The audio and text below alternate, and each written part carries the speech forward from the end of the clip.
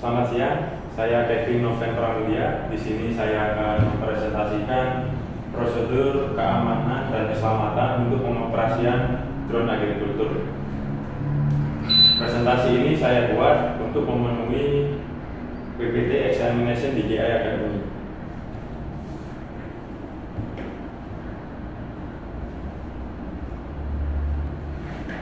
Di sini saya akan menjelaskan 3 poin. Yang pertama adalah possible injuries atau kecelakaan yang dapat diakibatkan oleh drone. Kemudian yang kedua adalah persyaratan dalam pengoperasian agrikultur drone, dan yang ketiga adalah spesifikasi dalam prosedur keamanan operasi drone.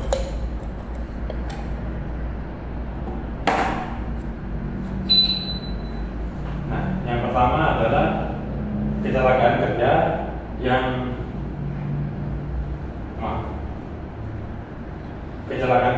dapat diakibatkan oleh drone. Nah, drone sendiri memiliki rotor yang lebih dari satu atau bisa disebut dengan multirotor dan memiliki kecepatan rotasi yang sangat tinggi. Nah, hal ini sangat berbahaya jika terkena sebuah objek. Terlepas dari apapun objek itu terbuat dari apa, maka propeller dapat dengan mudah merusak objek tersebut karena tingkat kerusakan yang ditimbulkan sangatlah besar.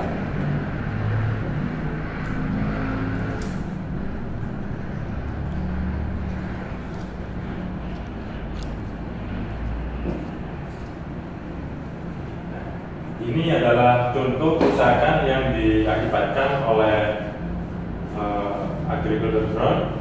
Di sini kita lihat sebuah telur dihantamkan ke propeller dan dapat dengan mudah pecah akibat dari perputaran dari propeller itu. Kemudian contoh yang kedua adalah percobaan dengan menggunakan daging babi. Dapat kita lihat di sini.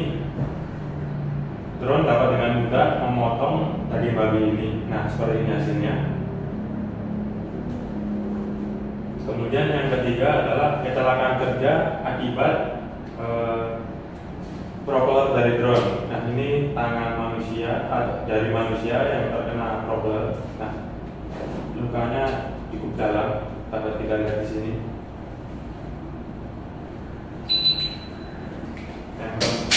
Ini sama seperti slide sebelumnya, yaitu daging babi yang terpotong oleh propeller drone. Kemudian gambar ini dapat kita lihat buah jeruk rusak akibat dari propeller tadi.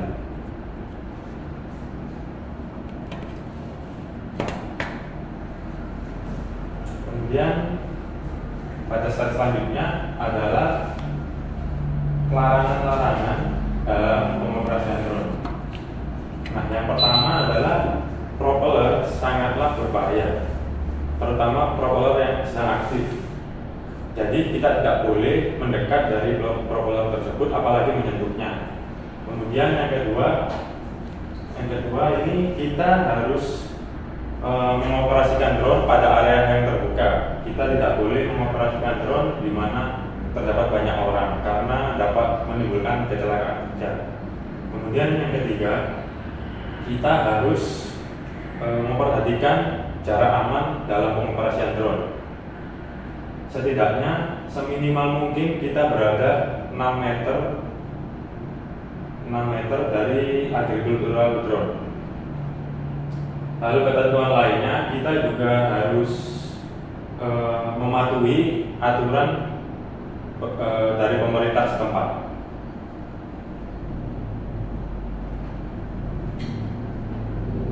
Nah, kemudian poin yang kedua adalah persyaratan manajemen dalam pengoperasian agrikultur drone.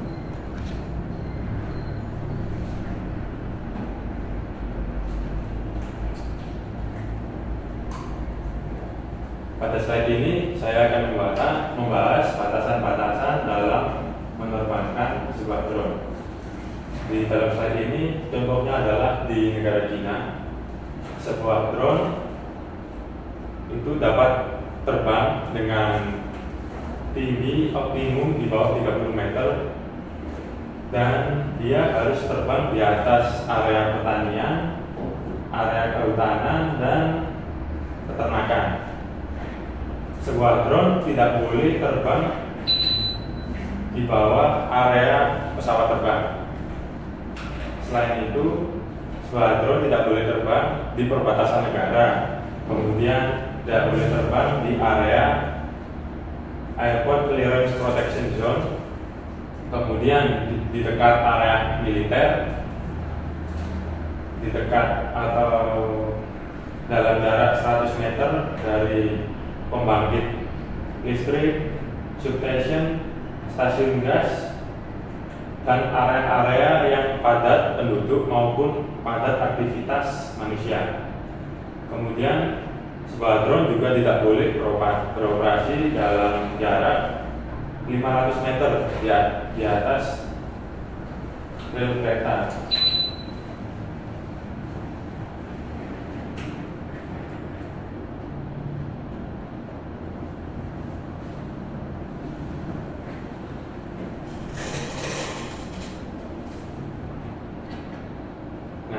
Pada saat ini adalah kita akan membahas prioritas utama dalam keamanan penerbangan drone.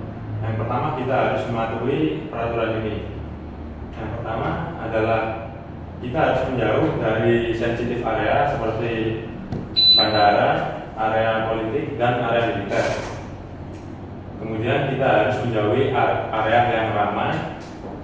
Kita tidak boleh terbang di atas tempat yang banyak penduduk. Kemudian kita harus menjauh dari bangunan-bangunan tinggi, dan kita tidak boleh terbang melebihi batas maksimal limit dari tingkat terbang drone.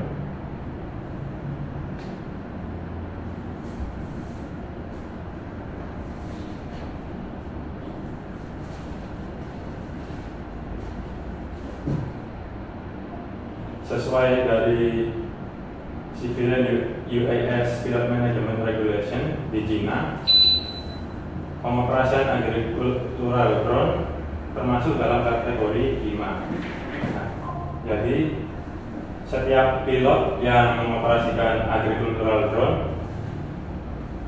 harus memiliki lisensi pilot kategori 5 dan memiliki kualifikasi sertifikasi secara mandiri yang dikeluarkan oleh Badan Manufaktur Drone Agrikultur, serta dia harus melewati beberapa training dan assessment. Tanpa lisensi pilot agricultural drone di Cina, kita tidak akan dapat mendapatkan subsidi, insurans atau klaim asuransi, dan beberapa benefit lainnya.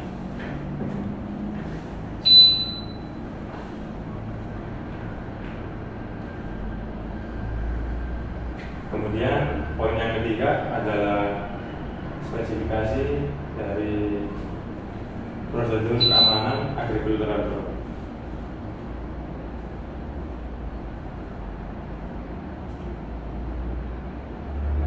Pertama, operating qualification.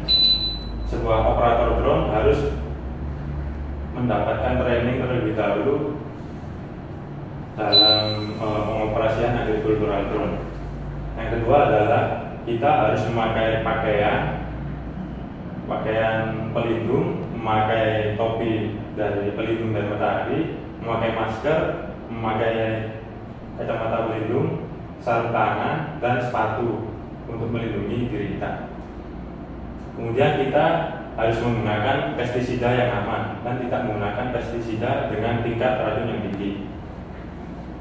Kemudian yang keempat, kita harus menjaga jarak aman dari drone agrikultur, yaitu minimal sejauh 6 meter.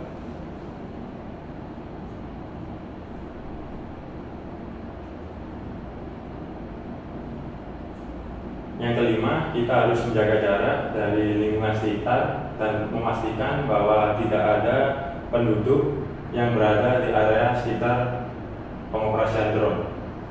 Kemudian yang keenam, kita harus memastikan semua orang itu menjauhi area operasi drone untuk menghindari kecelakaan akibat penerbangan drone agrikultur.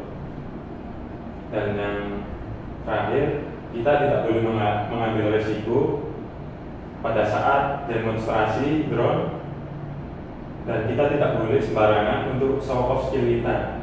Jadi kita harus benar-benar menggunakan drone secara baik dan mematuhi aturan yang ada. Selain itu juga kita harus memastikan jarak pengoperasian drone itu berada pada jarak aman dari sekitar lingkungan sekitar, yaitu minimal 5 meter.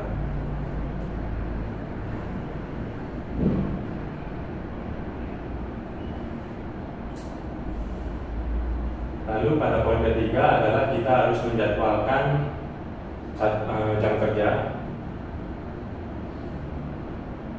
Yang pertama, kita harus mengambil waktu istirahat saat siang, dan kita harus menghindari pengoperasian drone agrikultur saat malam hari untuk mencegah terjadinya kecelakaan kerja akibat lingkungan yang gelap.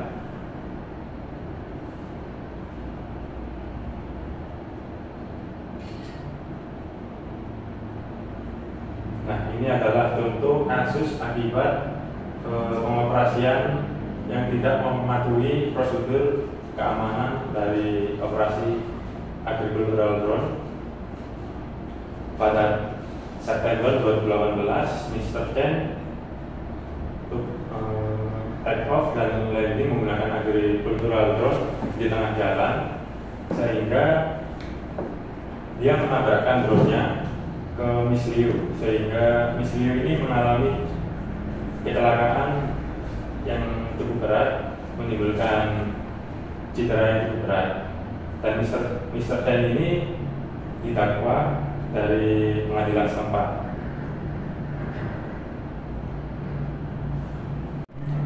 Karena masih ada cukup waktu, saya akan melanjutkan pembahasan pada poin keempat, yaitu prosedur keamanan yang berkaitan dengan spesifikasi kelistrikan dari agricultural drone.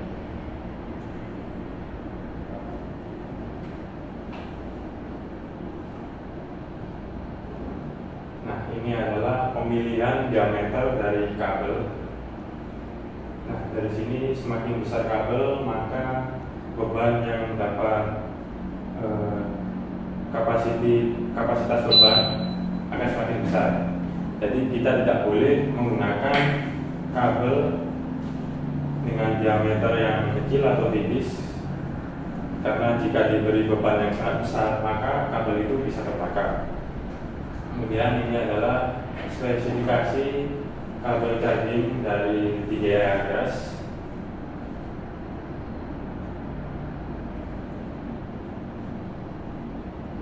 Lalu ini terkait dengan tingkat aman tegangan listrik dari tubuh manusia. Nah, tubuh manusia ini bisa menahan tegangan listrik kurang dari 36 volt. Jadi pada umumnya power supply untuk kehidupan sehari-hari memiliki rentang 220 volt untuk single phase dan 380 volt untuk tegangan 3 fasa. Jadi tegangan ini melampaui batas aman sehingga dapat menimbulkan resiko yang sangat tinggi dari tubuh manusia.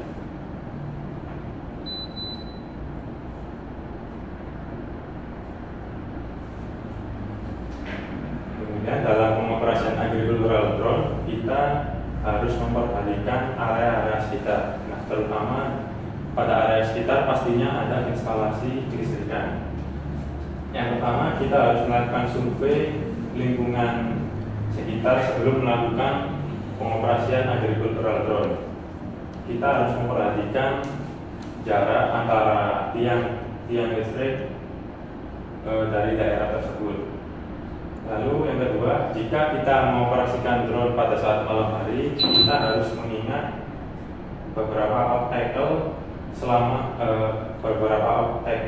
di siang hari untuk menghindari kecelakaan kerja.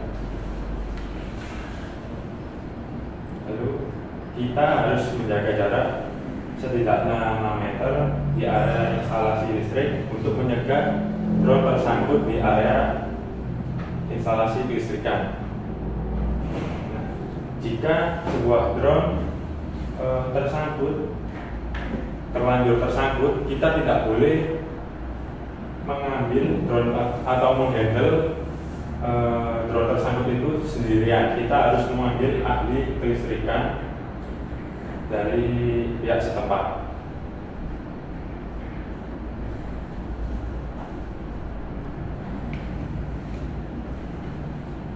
Ini adalah contoh kecelakaan kerja drone tersangkut di area instalasi listrik. Jadi kita tidak boleh menghandle ini sendirian. Kita harus memanggil petugas transmission line setempat.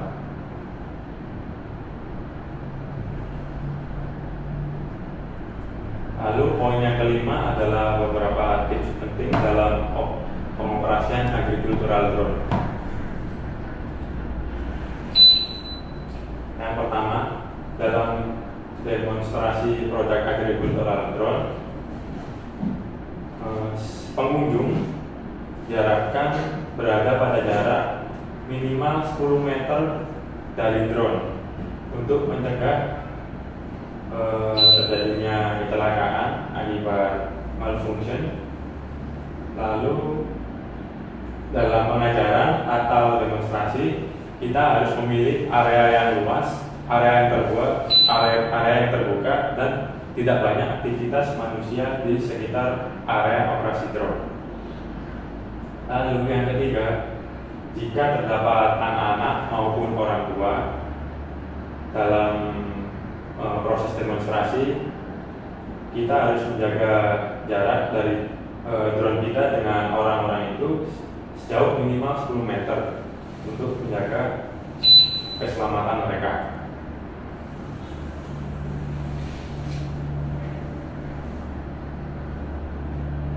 Kemudian yang keempat, kita tidak boleh mengoperasikan drone untuk hiburan seperti mengangkat manusia, mengangkat kembang api, dan lainnya.